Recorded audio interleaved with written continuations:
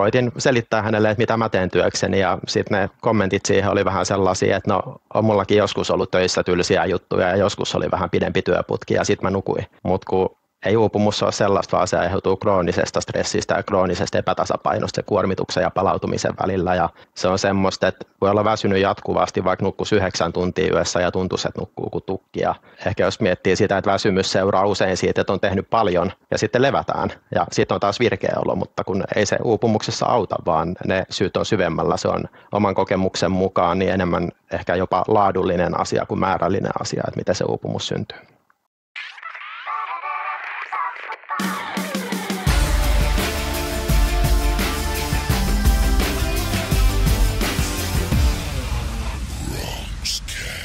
Heli Rimpsis, tervetuloa linjoille. Tämä on Bronxcast, tarinaa työnantajabrändäyksestä podcast ja äänessä Arttu Käyhkö. Sikäli kun Bronxcast jollekin on uusi tuttavuus, kyseessähän on viestintätoimisto Rookie Communications Oyn keskusteluohjelma, jossa aiheet liikkuvat työnantajaviestinnässä, mutta myös työelämän kiemuroissa laajemminkin ja satunnaisia monologeja lukuun ottamatta viisauden lähetyksiin me tuovat asiantuntijavieraat, joita tänään edustaa Lassi Kervinen. Tervetuloa Lassi. Kiitos, kiitos. Mennään Lassi kuulumisiin kohta tarkemmin. Ken tätä tuoreeltaan kuuntelee, niin lähetyshän tulee ensimmäisen kerran ensi iltaan 13.6.2025 vuonna ja tämä on viimeinen jakso nyt tältä kesältä ja toivotamme täten hyvää juhannusta ja hyvää kesää ja me palaamme sitten tuutteihin ja tötteröihin mahdollisesti hieman uudistetulla konseptilla, mutta katsotaan mitä kesä tuo tullessaan, niin jälleen elokuussa, niin toivotan kaikille tässä kohtaa jo hyvää kesää, jos en lopussa muista toivottaa. Ja jos tosiaan tämä Rookie Communications ei ole teille tuttu, niin käykää meidän verkkosivulla www.rookie.com.fi, niin about selvinnee, että mistä on kysymys. Eli autetaan työnantajaviestinnässä, rekrymarkkinoinnissa niin varsin laajasti palvelut kattaen, suunnittelut, luovat toteutukset, erilaiset konsultoinnit ja valmennukset ja mittaroinnit. Eli käytännössä nyt oli organisaatio millainen tahansa, missä tilanteessa tahansa, niin pystytään kyllä niin kuin viestinnällisissä asioissa auttamaan sekä veto- että pitovoimaan liittyen. Ja sen verran näitä hommia on tehty, että tämä on lupaus. Mutta hei, Lassi, mennäänpäs agendalle. Kuis hurisee, eli olet Arde Reum Oyn yrittäjä ja toimitusjohtaja ja virallisesti liikkeenjohdon konsultointiyritys, mutta erikoistunut tosiaan niin kuin inhimillisen työelämän rakentamiseen ja siellä on aika niin kuin tietyllä tavalla ihaltavat tavoitteet, mitä niin kuin vaikuttavuuteen tulee, mennään siihen myöhemmin, mutta kerro ensin vähän itsestäsi ja yrityksestä. Joo, kyllä vain. Hei kuuntelijoille ja mä oon Kervisen Lassi, on isä upealle pojalle ja puoliso ihanalle vaimolle ja työhön liittyen niin pyrin ennaltaehkäisemään työuupumusta ja edistämään työssä jaksamista ja tuomaan varjojen tilalle valoa ja selkeyttä ja näihin liittyen sitten käytännön keinoja, niin ymmärryksen lisääminen, itsetuntemuksen lisääminen, erilaiset työpajat, konsultointikeikat, asiantuntijaluennot ja tietysti sitten LinkedIn ja Instagram, erilaiset verkkosisällöt, mitä tuotan paljon aiheeseen liittyen. Joo, pistä vaikka linkkejä tuonne show notesihin tästä mutta ja tästä oli lupa puhua sinun kanssa, taustatettiin haastattelua, eli tässä on niin vähän hieman omakohtaista kokemuspohjaa, että miksi lähdit, mistä tämmöinen missio sinulle tuli että pyrit auttamaan organisaatio tässä asiassa, niin kerro vähän siitä, mistä tämä homma niin juontaa juurensa. Joo, viimeisin tutkinto itsellä on kauppatieteiden maisteri Aalto-yliopistosta ja vähän sattuman kautta päädyin myyntitöihin ja IT-alan myyntitöitä tein semmoisen 6 vuotta ja yhdessä aiemmassa työsuhteessa tuossa reilu vuosi sitten uuvuin ja siinä sitten sovin työsuhteen päättämisestä, kun alkoi vaikuttaa siltä, että ei siellä työpaikalla olosuhteet tule muuttumaan sille, että mä olisin yhteensopiva siellä ja pystyisin voimaan hyvin siinä työssä ja lähdin sieltä pois ja otin jonkun aikaa iisisti ja keräilin itseäni sen uupumuksen jälkeen ja koitin saada päiviin kivaa sisältöä ja hymyä takaisin naamalle. Ja siitä sitten siirryin työnhakuun, kun pitäähän työkykyisen ihmisen jotain tehdä ja huomasin vaan, että ei sitten tahtonut löytyä sopivaa paikkaa ja lapsesta asti mulla on ollut kuitenkin jotain yrittäjähenkisyyttä ja kunnianhimoa ja ehkä idealismiakin ja koin, että kun on nähnyt työelämän hyviä puolia ja huonoja puolia ja kirjoittanut siitä linkkarissa joku 4 vuotta, että miten työelämästä voisi tehdä inhimillisempää, mikä on tietysti eettisesti ja moraalisesti oikein ja näin, mutta myös liiketoiminnallisesti järkevää, niin ajattelin, että siinä kohtaa ei ollut työsuhdetta, ei ollut säännöllisiä tuloja ja tämmöinen aihepiiri kiinnosti, niin päätin polkaista firman pystyyn, että lähdetäänpä kokeilemaan ja sitä nyt miettii, että miten voisi tällä omalla osaamisella ja ymmärryksellä auttaa muita voimaan paremmin ja siinä sekä kansantaloudellisia että kansanterveydellisiä haasteita tulisi ratkaistua 2 kärpästä yhdellä iskulla. Joo, ja yksi tietynlaisia pääviestejäsi on tämä, että uupumus ei ole sama asia kuin väsymys. Niin onko tämä juttu, jota joutuu nyt oikeasti niin kuin hieromaan naamaa ja vielä ranteenpaksuisella tussilla alleviivaamaan? Onko edelleen tällainen tietynlainen harhaluulo, että nämä 2 asiaa helposti niin kuin nähdään synonyymeina?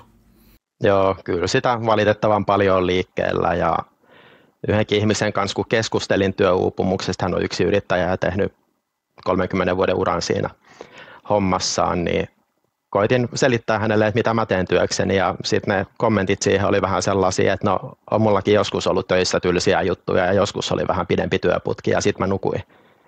Mutta kun ei uupumus ole sellaista, vaan se aiheutuu kroonisesta stressistä ja kroonisesta epätasapainosta se kuormituksen ja palautumisen välillä ja se on semmoista, että voi olla väsynyt jatkuvasti, vaikka nukkuisi 9 tuntia yössä ja tuntuisi, että nukkuu kuin tukki. Ja myös niin, ehkä jos miettii sitä, että väsymys seuraa usein siitä, että on tehnyt paljon ja sitten levätään ja sitten on taas virkeä olo, mutta kun ei se uupumuksessa auta, vaan ne syyt on syvemmällä, se on oman kokemuksen mukaan niin enemmän ehkä jopa laadullinen asia kuin määrällinen asia, että miten se uupumus syntyy.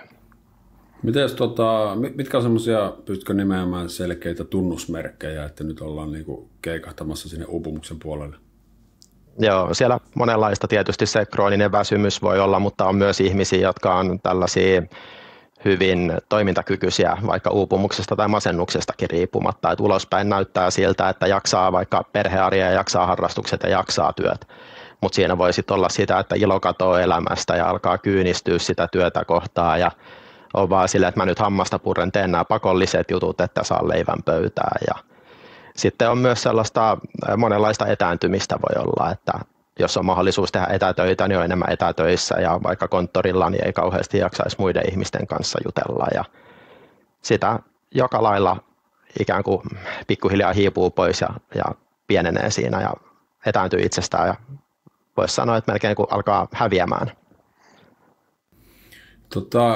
Esimerkiksi tuo kyynistyminenhän on, jos miettii, niin kun, että hälytysmerkkejä tuonne työnantajan suuntaan, niin sitähän varmaan ei monestikaan osata yhdistää siihen, että nyt on vaan evät syöty ja alkaa ihminen uupua, että kaikki tuntuu samantekevältä ja se näkyy kyynistymisenä ja helposti ajatella että tuo ihminen nyt ei enää ole oikea tyyppi meidän organisaatiolta, pääsisikö siitä eroon, koska se kyynisyys on tosi raskasta kaikille, niin kuin tiedän ja itsekin varmasti niitä vaiheita elänyt, niin lähtökohtaisesti se, että opittaisiin lukemaan näitä signaaleja sitten ja ymmärrettäisiin sitä aihe ja työnantajana maltettaisiin perehtyä, että ruvettaisiin kasvaa se ymmärrys siinä työyhteisön sisällä ja organisaation sisällä ennen kaikkea johdossa, että ollaanko tässä menossa mahdollisesti vaarallisille vesille, että porukka rupeaa putoilemaan ja muuta, koska silloin sitten tietysti se vaikutus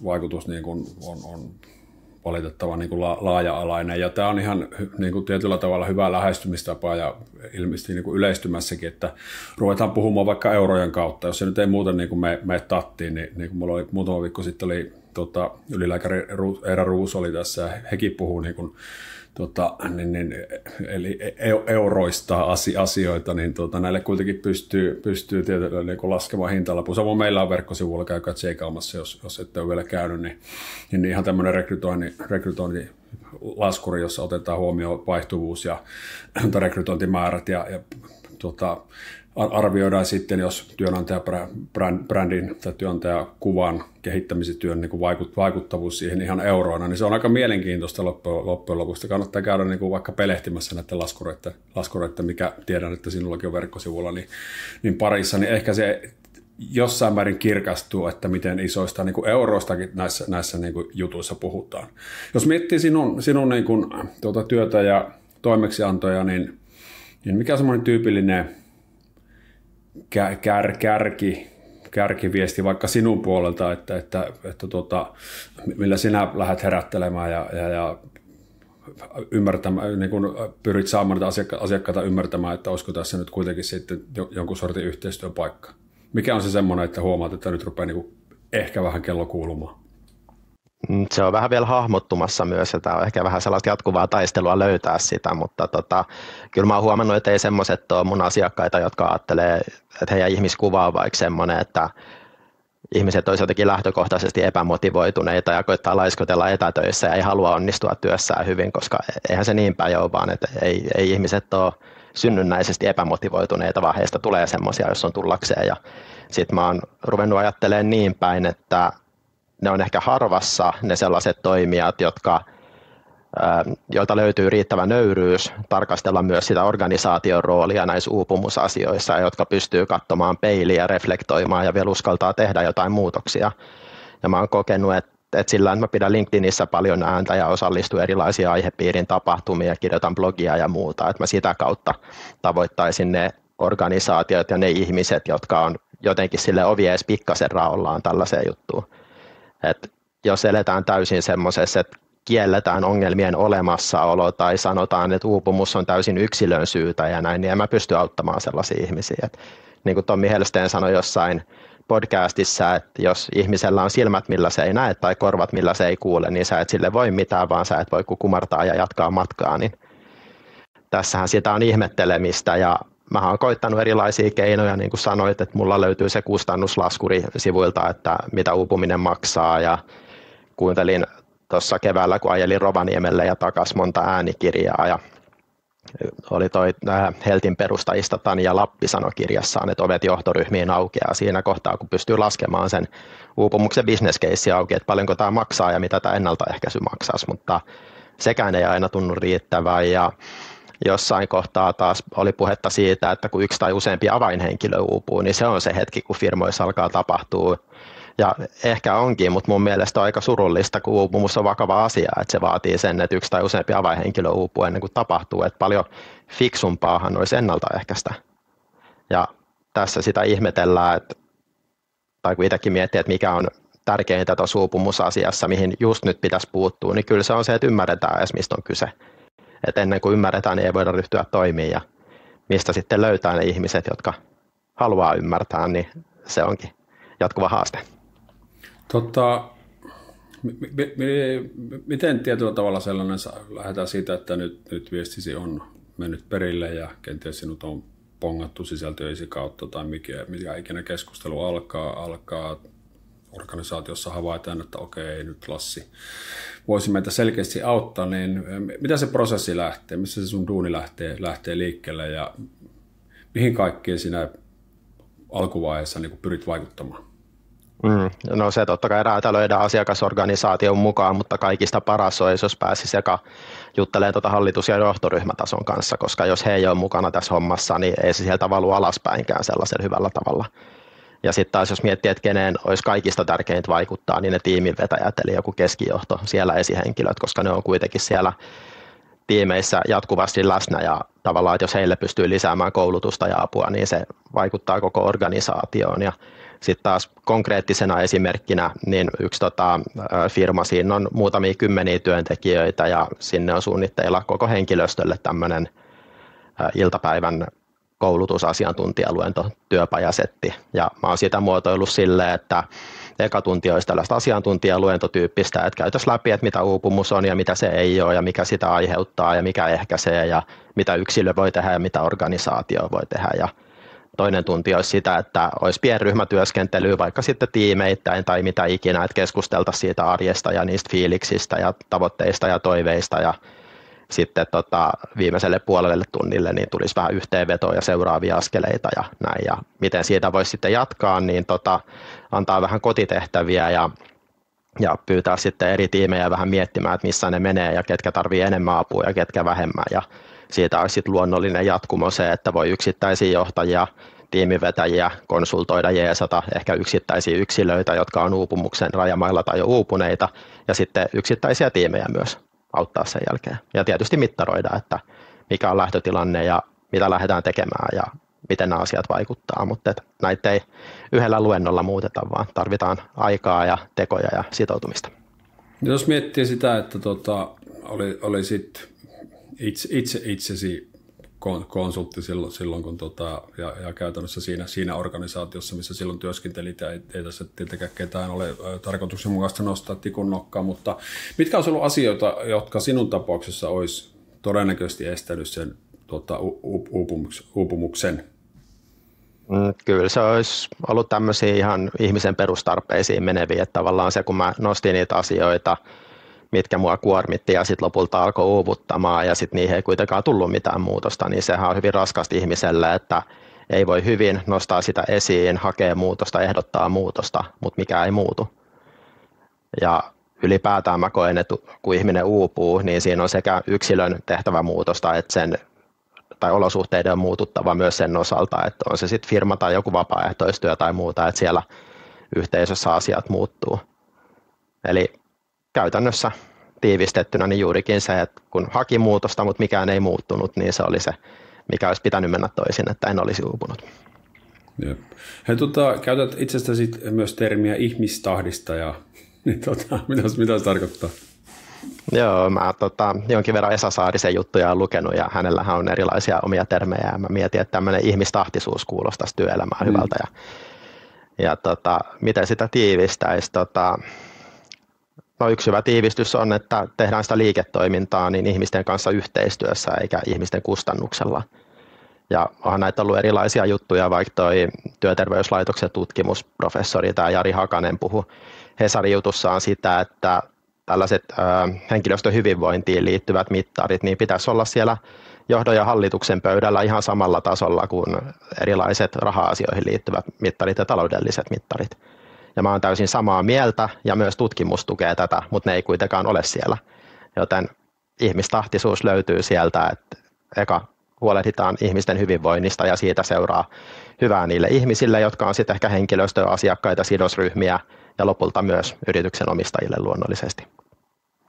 Näetkö sieltä, että tässä ollaan menossa johonkin suuntaan nyt niin kuin isossa kuvassa? Tietenkin organisaatioiden välillä on valtavia eroja ja tämä on hyvin niin kuin monitahoinen asia niin kuin työhyvinvointi niin kuin ylipäätään, mutta näetkö, että kun seuraat ja keskustelut otat kantaa, niin että tämä esimerkiksi uupumustyöhyvinvointi ylipäätään, niin että se olisi enemmän nyt tapetilla, sille pyritään nyt tekemään enemmän asioita sen hyväksi, vai onko se edelleen, onko se jäänyt vaikka nyt tietyllä tavalla näiden laskusuhdanteen tuomien ongelmien jalkoihin, tai miten se ylipäätään niin näet nyt, että missä me mennään Suomessa sen asian suhteen, saako se ansaitsemansa huomiota, tehdäänkö riittävästi toimenpiteitä?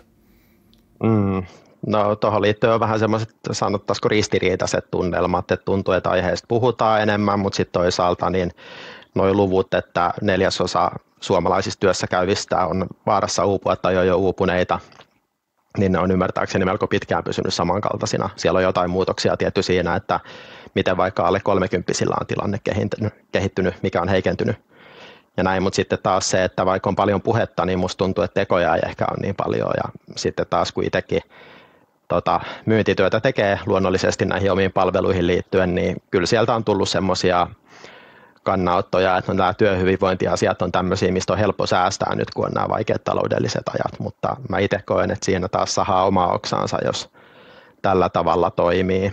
Ja sitten muutenkin ihmetyttää se, että monet firmat, kun heiltä kysyy, että miten he panostaa työhyvinvointiin, kun he sanoo panostavansa, niin se on just jotain liikuntaetuja ja tyhjypäivää, mitkä on tärkeitä, mutta kuka uskaltaisi puuttua siihen pyhään lehmään, eli siihen johtamiseen ja miten me päivittäin toimitaan siellä työpaikalla, toisemme kohdataan. Ja yksi hyvä muutos tähän nykytilanteeseen liittyen, tai ainakin tällainen aloite, että tilanne muuttuisi, on se, että tuli oliko pari viikkoa sitten tuonne kansalaisaloitesivustolle tämmöinen, että työuupumus pitäisi saada diagnosoitavaksi sairaudeksi. Ja mitä siitä seuraisi, ja näin on siis toimittu jossain muissa euromaissa, mutta ei vielä Suomessa, että ensinnäkin työnantajan vastuut siinä kovenisi, koska pystyttäisiin osoittamaan, että työ on sairastuttanut ihmisen, ja se tekisi myös hyvää sen työntekijän oikeusturvalle, ja sitten kaikelle tällaiselle viranomaistoiminnalle ja muullekin, että saataisiin selkeyttä ja saataisiin sinne näkyviin, että missä ihmiset sairastuu ja mitä sille voisi tehdä ja missä mennään, niin se on kyllä arvokasta, mutta millä aikataululla nämä etenee, niin yksi tuttu myyntijohtaja, joka mun mielestä toimii kovin inhimillisesti, sanoi, että hän arvelee, että hänen ja mun ajatuksista tulee valtavirtaa, niin se vaatii 1 tai 2 sukupolvea, että näin tapahtuu, mutta entä jos ei ole aikaa odottaa? Se mua tässä vähän pelottaa. Kyllä. Ja olet sanonut, että sinun ja yrityksesi tavoitteena on vuoteen 2040 mennessä vaikuttaa positiivisesti yli 1 miljoonan suomalaisen työikäisen elämään tarjoamalla innovatiivisia työkaluja ja toimintatapoja, jotka muuttavat työpaikkoja ihmistahtisemmaksi. Eli niin suora lainaus. Niin eli meininkin olisi niin kuin tietyllä tavalla saada skaalattua näitä sinun palveluita ja muuta, niin mikä sinun visio on tuosta, että aidosti pääset niin kuin muuttamaan maailmaa tai ainakin tätä Suomenniemeä? Mitä se käytännössä tapahtuu? No pienestähän se lähtee. Mitä se vaatii? Mitä se vaatii?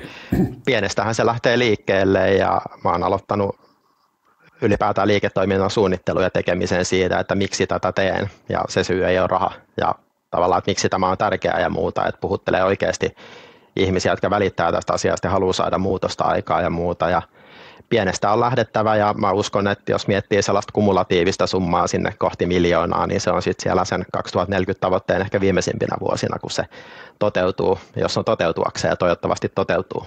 Ja mitä siihen tarvii, niin paljon ihmisiä mukaan, mutta tietysti teknologiaakin pitää pystyä hyödyntämään jotenkin skaalautuvalla tavalla. Ja tuossa just luin huolestuneena, oliko se joku jenkki IT-firma, niin luinkohan mä oikein, että ne on 94% HR-henkilöstöstä korvannut tekoälyllä, koska ne on niin sellaisia perusrutiinitehtäviä, että niitä voi hoitaa tekoälykin, mutta että myyntiin tarvitaan edelleen ihmisiä. Ja sitten mä vaan mietin, että miten se HR on ajautunut niin kauas ihmisistä, että se voidaan korvata tekoälyllä, kun mitä mä näen, niin ihmiset haluaa just sitä, että he saa olla tunteineen paikalla ja saa keskustella ja saa tukea ja heidät kohdataan. Mutta tässä on valtava ristiriita myös liittyen tuohon sun edelliseen kysymykseen, että mihin tämä kehitys on menossa. Joo, tosi mielenkiintoista. Että tuo oli niin kuin, jäin tässä nyt pienessä mielessä pohtimaan paljon erilaisia asioita, mutta on se tietyllä tavalla myös niin kuin HR:n niin kuin näkökulmasta niin toivottavasti tietynlaisen itsetutkiskelun paikka, että jos minut pystyy AI korvaamaan niin tuosta vaan, niin kyllä se sitten on enempi mennyt niin kuin paperin pyörittelyksi se homma sen sijaan, että oltaisiin siellä lattiatasossa ja niin kuin juteltaisiin ihmisten kanssa, tavattaisiin ja kuunneltaisiin huolia ja muutettaisiin asioita, että jos näin käy, niin sitten jossain määrin tietysti tuntematta yhtään tätä keissiä, niin voi vähän niin kuin peiliinkin niin kuin katsoa, mutta näinhän siinä tulee niin kuin tulevaisuudessa käymään, että siinä on hyvä tietyllä tavalla niin kuin, ainakin jossain määrin niin kuin toimintatapojen tarkastelun paikka. Miten muuten näet tämän niin kuin AI:n tämmöisenä niin kuin, jos miettii vähän tämmöisenä arvopohjaisena asiana, koska esimerkiksi Jenkeissä minäkin seuraan paljon keskustelua ja koulutan AI:ta ja käytetään työssämme sitä niin kuin jatkuvasti ja hyvin paljon ja koko ajan enemmän, niin on ihan tämmöinen tietynlainen niin kuin imago-asia tuntuu olevan, että me ollaan niin kuin AI first company, ja silloin kun sä oot AI first company, niin et ole niin kuin people first company, että nämä kaksi asiaa niin kuin sulkee toisensa pois, että näetkö, että tässä on taas tietyllä tavalla sellainen vaara, että kun AI yleistyy ja sitä helposti pidetään niin kuin ylpeyden aiheena, niin että häviää se taas ollaan vähän kauempana siitä inhimillisestä puolesta ja ihmisiä ajatellaan resursseina, joita pystyy sitten AI korvaamaan. Niin miten sinä suhtaudut tähän niin kuin AI:n tuloon niin kuin sinun duunisi näkökulmasta? No mä uskon, että mitä enemmän juttuja ulkoistetaan tekoälylle ja hyödynnetään teknologiaa, niin sitä tärkeämmäksi käy ne osaajat ja ihmiset, jotka pystyy siihen vuorovaikutukseen ja siihen, mitä se kone ei pysty tekemään. Ja onhan se myös kiinni paljon siitä, että mitä sille tekoälylle ulkoistetaan, että vaikka kun mä itse kirjoitan paljon ja on hyvä kirjoittamaan, niin mä joskus käytän tekoälyä vaikka siihen, että poistaa semmoisen niin sanotun tyhjän paperin ongelmaa, että mä heitän silloin jonkun ajatuksen, mistä mä haluan kirjoittaa ja pyydän jonkun ranskalaisen viivan tai ehkä jonkun valmiin tekstin siihen liittyen, mutta kyllä mä joudun sen uusiksi kirjoittamaan kuitenkin, jotta se on mun näköistä ja niin laadukasta tekstiä, kun mä haluan se olevan. Ja tavallaan, että joo, sitä voi käyttää spardikumppanina, sillä voi tehostaa ja muuta, mutta sitten jos mennään siihen, että ulkoistetaan sille oma ajattelu tai pahimmillaan, että tekoäly päätäisi, että mikä on oikein ja väärin, niin sitten taas mennään hakoteille.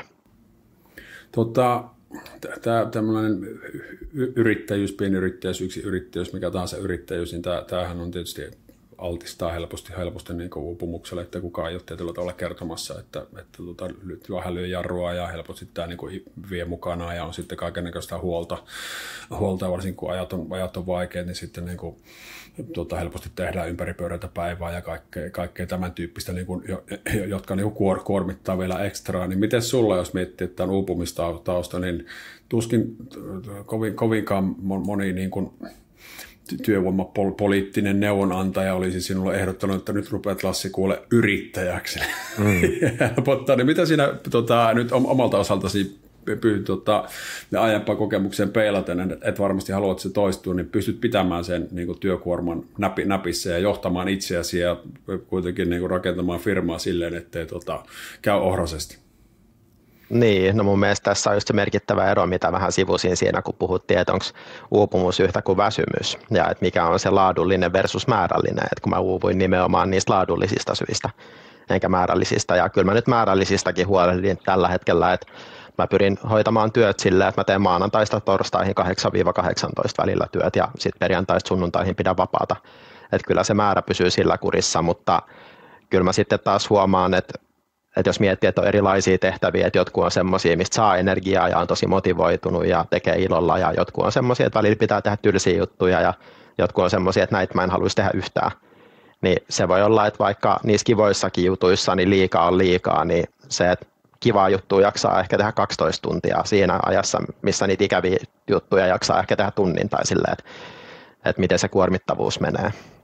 Ja näetkö tuohon? Joo, ole hyvä. Niin, että tässä on avainasemassa myös se, että kun miettii, että on viimeisimmältä koulutukselta tosiaan KTM ja miettinyt sitten semmoisia asioita, että mikä näyttää hyvältä CV:ssä ja miten mä nyt teen nousujohteista uraa ja mistä maksetaan hyvin ja miettinyt tällaisista ulkoisista motivaatiotekijöistä käsin sitä työntekoa, niin nyt ekaa kertaa elämässä tekee sisäisistä motivaatiotekijöistä käsin ja silleen, että jos mulla olisi semmoinen taloudellinen tilanne, että mun ei tarvitsisi tehdä rahan takia töitä, niin mä tekisin tätä silti, koska tämä on niin tärkeää ja mielekästä mulle, niin se suojaa aika hyvin uupumukselta myös.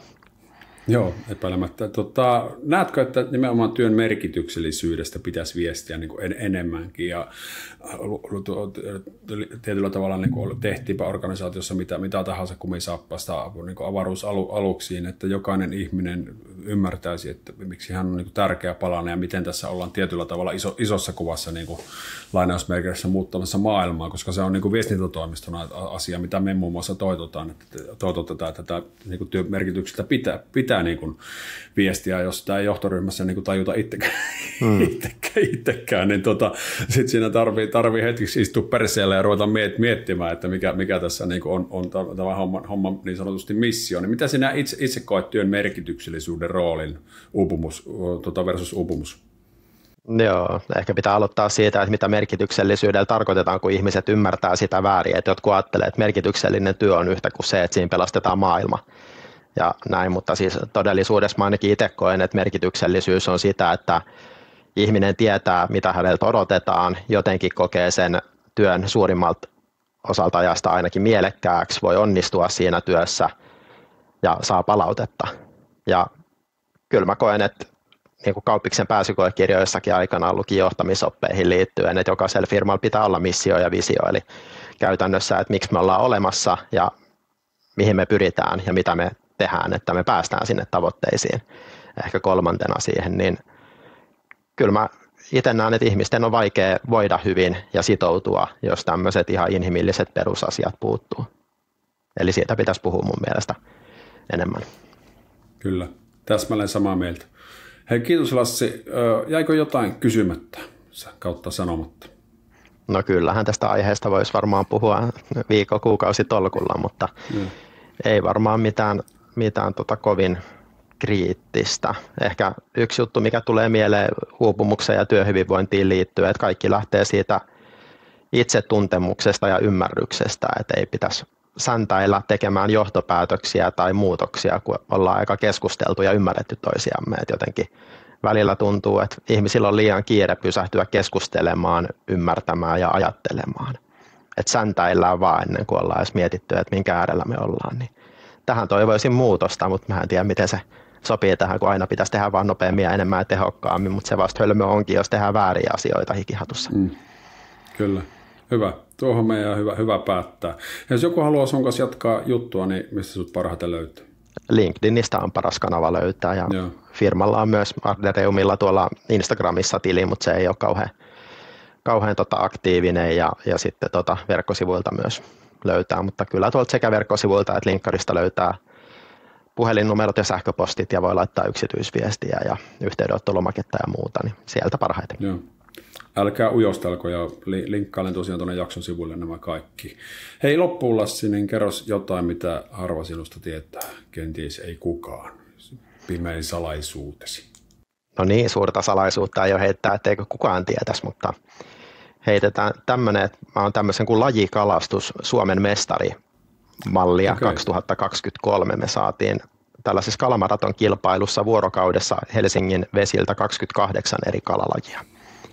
Ja voitettiin sillä SM-kultaa. Joo, upeeta. Kiitos Lassi tuhannesti vierailusta, tsemppiä bisneksiin ja kiitos kaikille kuuntelijoille, katselijoille. Ja tässä kohtaa, kuten alussa mainitsin, niin toivotaan kaikille erittäin hyvää kesää, niin me palaamme taas sitten lomien jälkeen elokuussa aiheeseen. Niin se on morjes, muistakaahan huilata. Jep. Kiitos tästä keskustelusta ja kohtaamisesta ja toivotan kaikille myös mukavaa kesää ja juhannuksen aikaa ja ylipäätään kaikkia hyvää. Muistakaa tehdä asioita, mitkä on teille tärkeitä ja tuo teille hyvää oloa.